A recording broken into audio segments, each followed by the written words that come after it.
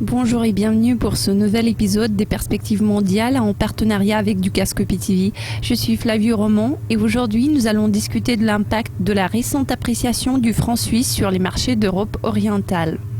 Le bond du franc suisse a eu un impact majeur sur les marchés d'Europe orientale.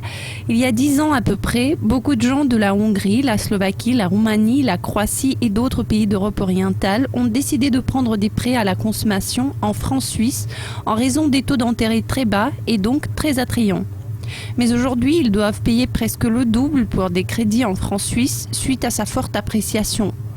Le franc suisse est récemment devenu aussi volatile que le rouble ces derniers temps, car il a bondi vers son maximum entre journalier de 41% contre l'euro vers le taux de 0,84 et de 48% contre le dollar, mais il s'est déprécié ensuite jusqu'à son taux de 1,05.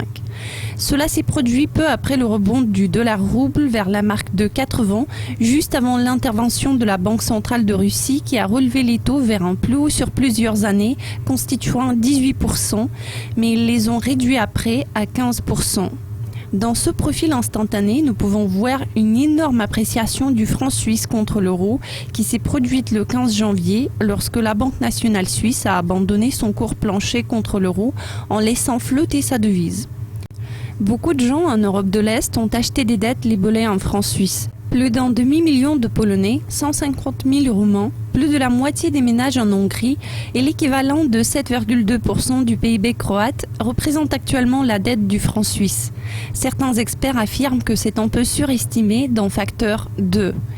Certains pays, comme la Hongrie, ont déjà adopté des lois spécifiques pour convertir les prêts suisses en d'autres devises ou bien destinés à fixer un taux de change spécial pour le remboursement des prêts. Certains autres pays ont arrêté d'accorder des prêts en devises étrangères. Cependant, le problème persiste pour la plupart des prêts, c'est le risque de ralentissement et de socialisation des pertes si les mesures données ne concernent qu'un type spécifique de prêt. Mesdames et messieurs, je vous remercie de votre attention.